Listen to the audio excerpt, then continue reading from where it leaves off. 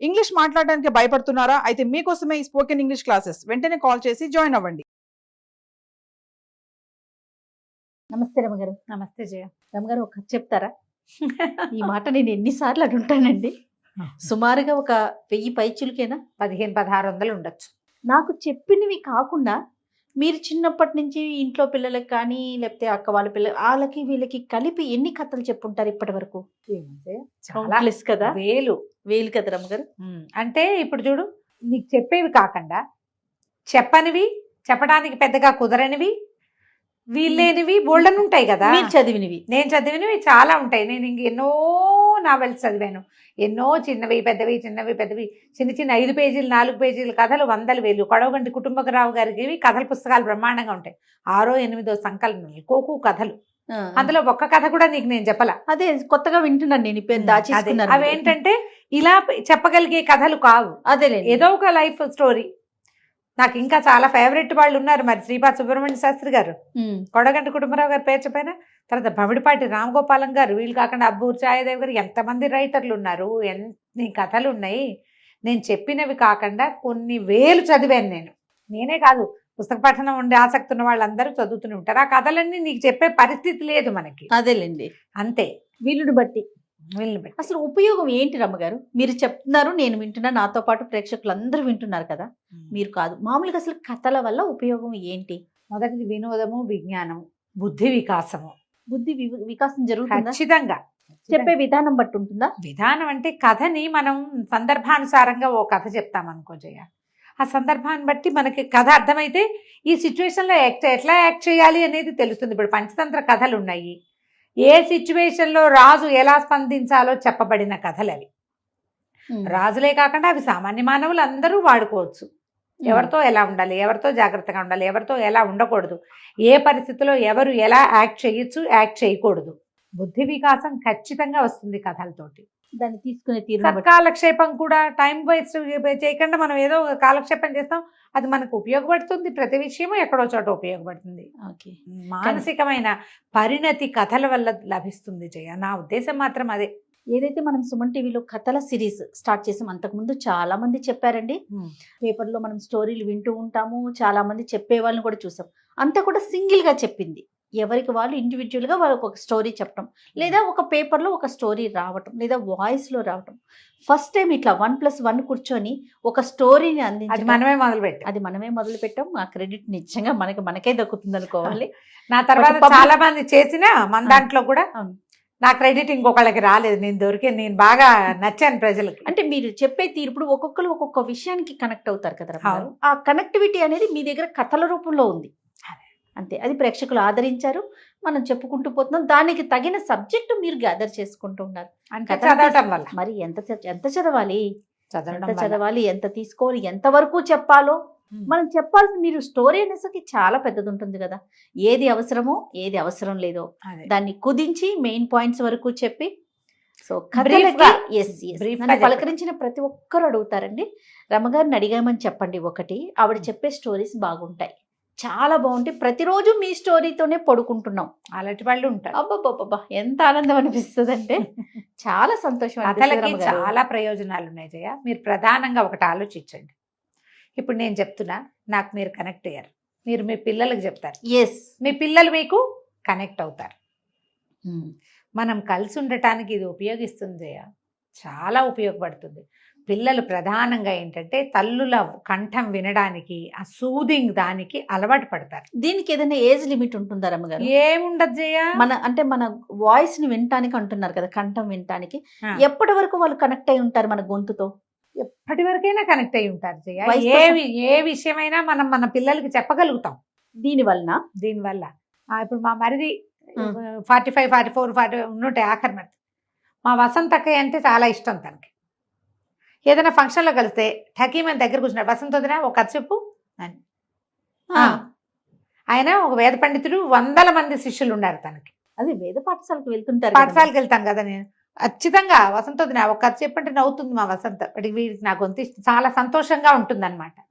నా గొంతు ఇష్టం అని చెప్పలేకపోతాం కదా. ఇప్పుడు నా గొంతుకు కాదు, వసంత వదిన గొంతుకు కనెక్ట్ అవుతాడు తను. అట్లా ఉంటారు. తను మాట్లాడితే ఇష్టం. పిల్లలకి అది ఉంటుందా రమ్మగారు? గ్యారంటీగా ఉంటుంది, గ్యారంటీగా.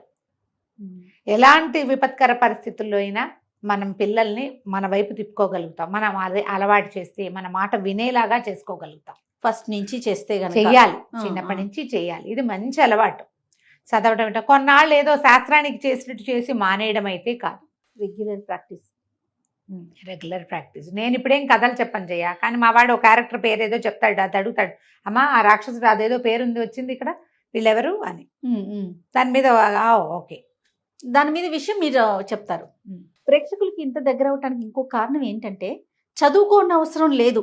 మనం స్టార్ట్ చేసిన ఈ సిరీస్ లో వాళ్ళు చదవక్కర్లేదు, వాళ్ళు పనులు చేసుకుంటూ అమ్మల స్టోరీలు వినేసి ఒక మదర్ గారు, ఇప్పుడు నేను చెప్తున్నాను రమ్మగారు, ఇప్పుడు మీతో ఉంటాను కాబట్టి నాకు గుర్తుంటది, ఇన్ని స్టోరీల మీద మర్చిపోతూ ఉంటాను. నేను కూడా ఏం చేస్తాను, మీ స్టోరీని పెట్టుకుని వింటా, ఏదో పని చేసుకుంటూ వింటా, అది నాకు నేను చెప్తానికి నాకు ఈజీ అవుతుంది.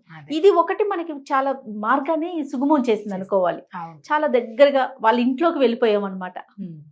మీరు ఆలోచించండి, ఏ ఏజ్ వాళ్ళకైనా మంచి మాట ఎవరికైనా కావాలి కదా, ఖచ్చితంగా కావాలి. కానీ మీరు అన్నట్లుగా ఫస్ట్ నుంచి ప్రాక్టీస్ ఉండాలి. ఉంటే ఇంకా బాగుంటుంది. 15 ఏళ్ళు వచ్చేసిన పిల్లలకి మనం స్టోరీ చెప్తామని అప్పుడు స్టార్ట్ చేస్తే వినరు కదా. అది విండో ఇంకొంచెం ముందు నుంచి మొదలు పెట్టాలి. ఒకవేళ పిల్లలకి ఆసక్తి ఉందనుకోండి, వింటారు, చెప్పడం స్టార్ట్ చేయొచ్చు. అవును అవును, స్టార్ట్ చేయొచ్చు, మంచిదే. అది అవును. చందమామలో ఒక కథ ఉంది జయ, ఏంటి కథల ఉపయోగమా? కథల వల్ల ఉపయోగం బాగుంది కథ. వసుంధర గారు రాసిందేమోనని అనుకుంటున్నా, చాలా రోజులైంది, కానీ ఇప్పుడు ఈ సందర్భంగా ఇప్పుడు చెప్పచ్చు మనం. పూర్వం అంట ఒక ఊర్లో కృష్ణశాస్త్రి గారు, కృష్ణ శర్మ అని ఒక ఆయన ఉండేవారు. ఈయన ఏంటంటే మహాపండితుడు, చాలా విజ్ఞాన ఖని ఆయనకు ఒక కుమారుడు ఉన్నాడు, వేద శర్మ అతని పేరు. ఈ కృష్ణ శర్మ గారు ఆ పాండిత్యంతో ఆ శిష్యులు వాళ్ళు వీళ్ళు ఉండేవాళ్ళు, అందరికీ మంచి మంచి కథలు అవి చెప్పేవారు, కథా కాలక్షేపంగా ఉండేది. అయితే ఈయన కుమారుడు కూడా బాగా చదువుకున్న వేద శర్మ రాజుగారి దగ్గర ఉద్యోగం చేస్తారు, వేద పండితుడిగా, ఆస్థాన పండితుడిగా ఉన్నాడు. తండ్రి తాలూకు ఈ పద్ధతి అతనికి పెద్ద నచ్చేది కదా. సాయంకాలం అయ్యేసరికి వాకిట్లో ఎవరో జనం చేరేవాళ్ళు, అందరికీ మంచి మంచి కథలు చెప్పేవారు. ఈయన జీవన రహస్యాలు బోధిస్తూ ఉంటే, ఎందుకు నాన్న ఇట్లా కథాకాలక్షేపం చేస్తావు, ఎందుకు ఇది, నీ విజ్ఞానాన్ని వృధా చేసుకుంటున్నావు, నువ్వు విజ్ఞానం వృధా అయిపోతుంది అనేవాడు. అయితే ఈయన కథల వల్ల చాలా ప్రయోజనాలు ఉన్నాయిరా, నీకు తెలీదు, సందర్భానుసారం ఎప్పుడో నీకు అర్థమవుతుందని వారు. అయితే ఒకసారి ఏమైంది, రాజుగారి పని మీద ఈయన ఇంకా మయూర దేశమో ఏదో మయూర ద్వీపం, ఒక ద్వీపాంతరవాసానికి వెళ్ళవలసి వచ్చింది.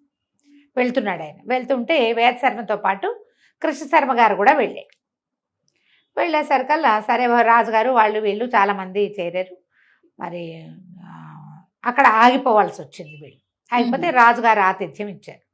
రాజుగారి విదూషకుడు కూడా వీళ్ళ ప్రాంతం వాడే అక్కడికి వెళ్ళి స్థిరపడిపోయాడు ఆ మయూర ద్వీపంలో. అయితే ఏమైంది, వీళ్ళేమో శాకాహారులు, మధ్య మాంసాదుల జోలికి వెళ్ళే వాళ్ళు కాదు, అక్కడ అలా అలవాట్లున్న ప్రాంతం అనమాట అది. సరే అందరు భోజనాలకి వాటికి కూర్చుంటే ఈ విదూషకుడు వేళాకోళంగా ఒక 1 డజన్ మద్యాల పేర్లు చెప్పి, పిట్లలో ఎదుపుచ్చుకుంటారండి తమరు అన్నాడు.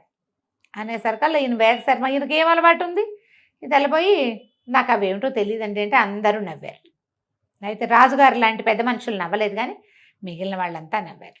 అయితే ఈ కృష్ణ శర్మ గారు చెప్పారట, తండ్రి ఉన్నాడు కదా, ఇలాంటిది ఒక కథ ఉంది. పూర్వం ఒక రాజహంస ఒకటి ఒక అడవిలో ఉన్న కొంగల చెరువు దగ్గర ఆగింది. కొంగలు రాజహంసకి ఆతిథ్యం ఇచ్చాయి. ఈ ఆతిథ్యం ఏంటంటే, బాగున్నావా, ఏ ఊరండి మీది కనుక్కున్న తర్వాత, ఏమన్నా తింటారా, నత్తలు తింటావా, పీతలు తింటావా, ఎండ్రకాయలు తింటావా, చిన్న పొన్న చేపలు ఉన్నాయి అవి తింటావా అని కొంగలన్నీ అడిగినాయి. అడిగితే రాజహంసంది, అవేమిటో తెలీదు, నేను అవన్నీ తిన్ను అనేసరికల్లా కొంగలకి, ఇంత చక్కగా ఉన్నావు, అవేవి తినకుండా నువ్వు ఎట్లా బతుకుతావు అంటే, లేత తామరతూళ్ళు తింటాను అని చెప్పింది. కొంగలు ఆశ్చర్యపోయినాయి. అలాగే ఉంటుంది అన్నాడు. అనగానే చుట్టుపక్కల వాళ్ళంతా విరగబడి నవ్వారు. ఇప్పుడు ఈయనకి మద్యం తెలియకపోతే ముందు నవ్వు ఎక్కిరిచ్చారు, అది కూడా తెలియదా అని.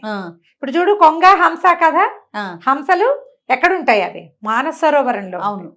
కొంగలకి ఏముంది, ఊరి బురదలో కూడా తింటాయి. అవును. ఇప్పుడు తిననిది గొప్పదా, తినేవి గొప్పవా? చూడు కథలో ఎట్లా వచ్చిందో. దాంతో అందరు నవ్వారు. రాజుగారు కూడా పక్క నవ్వేశాడు. విదూషకుడు సర్దుకూరుకున్నాడు. సర్దుకునేసరికి సరే మొత్తానికి భోజనాలు గిజనాలు అయినాయి. వీళ్ళు ఇంక కొద్ది రోజులు ఉండవలసి వచ్చింది. మళ్ళా విదూషకుడు పిలిచాడు తమ ఇంటికి భోజనానికి. భోజనానికి పిలిచినప్పుడు చెప్పాడు, నేను ఇవన్నీ తినేవాడిని తాగేవాడిని కాదండి.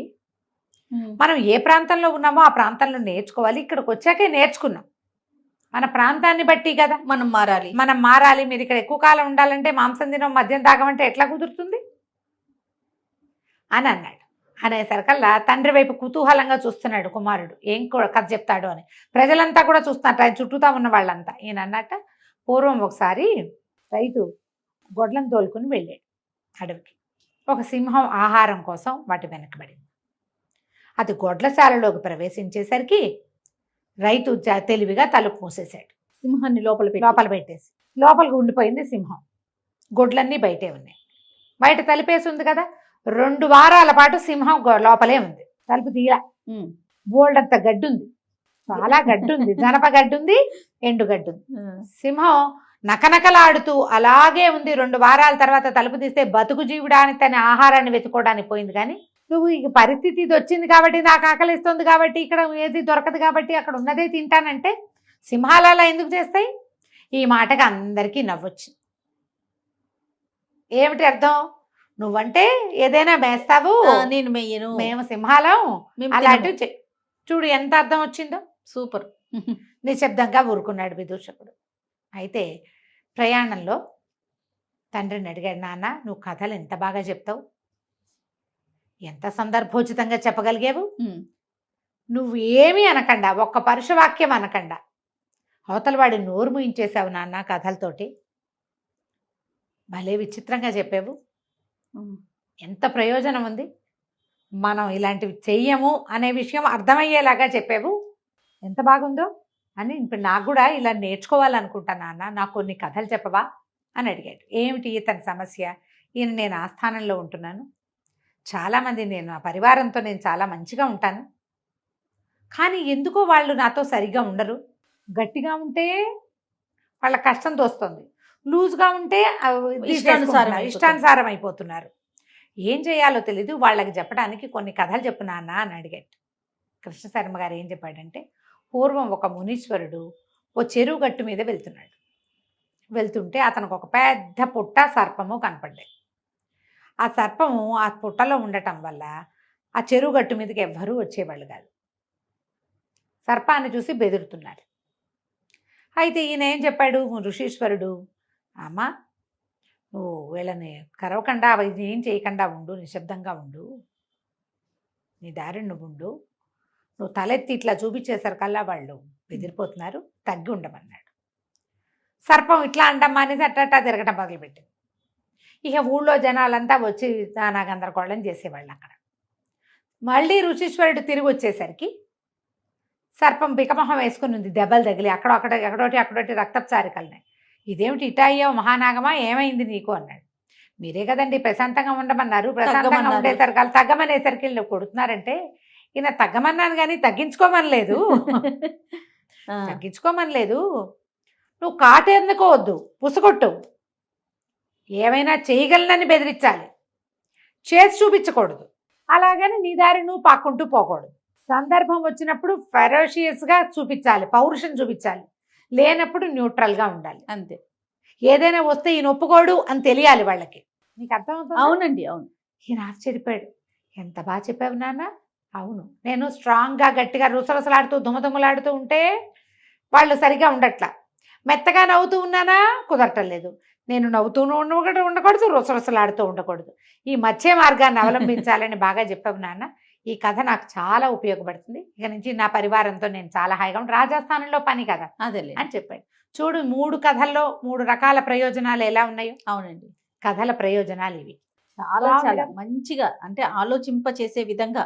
ఏదైనా ఆలోచించాల్సిందే. మీరు చెప్పే కథలు మీ పిల్లలకి ఎలా ఉపయోగపడుతున్నాయో చూడండి. మన పిల్లల్ని బట్టి మనం కథలు చెప్పాలి కదా. చెప్పాలి. కొన్ని కాలక్షేపం కథలు ఉంటాయి, కొన్ని టైంపాస్ కథలు ఉంటాయి, కొన్ని పిచ్చి సరదా కథలు ఉంటాయి, లాజిక్ లేని కథలు కూడా ఉంటాయి. అవును, కానీ పిల్లల్ని మీతో కలిపి ఉంచుకోవడానికి అది ఉపయోగపడుతుంది. కథ చెప్తాను రా అంటే కూర్చుంటారు, అంతే. వాడు అల్లరిని నువ్వు ఆపేవా లేదా? ఖచ్చితంగా. ప్రతి కథ నీతి కథే కావక్కర్లేదు. ప్రతిదీ ధర్మబోధే కావక్కర్లేదు, ఆయనెవరో మహానుభావుడి జీవిత చరిత్రే చెప్పాలని అనుకోకండి. సూక్తులే అక్కర్లేదు. మహానుభావులయ్యి వాళ్ళ జీవిత చరిత్రలు మనం చదువుతున్న వాళ్ళు కూడా చిన్నప్పుడు చిన్నపిల్లలే. వాళ్ళకి ఆటకాయ చేష్టలు, కొంటె పనులు, దొంగ పనులు, అల్లరి పనులు అన్నీ ఉండే ఉంటాయి. నలుగురితో తిట్టించుకునే పనులు అందరి జీవితాల్లో ఉంటాయి. అందరూ మనుషులమే కాదమ్మా మనం. అవును. పెద్దయ్యాక వాళ్ళు మహానుభావులు అయ్యారు. ఇలా చేసిన వాడు అలా అయ్యాడని చెప్పచ్చు, అలా అయిపోయాడు నువ్వు అలా అయిపో అని చెప్పకూడదు. ఆయన చేసిన అద్భుతాలు చెప్పకూడదు, చిన్నతనం నుంచి ఎలా పెరిగాడో చెప్పుకోవాలి. అది చెప్పకపోయినా పర్వాలా, ప్రతిసారి మనం అలాంటివే చెప్పాల్సిన పనే లేదు అసలు. ఎలాంటి కథలైనా చెప్పచ్చు. కథ అంటూ చెప్పడం అలవాటు చేసుకోండి, మీకు చాలా ఉపయోగపడుతుంది. ఖచ్చితంగా రమ్మ గారు. నమస్తే. నమస్తే.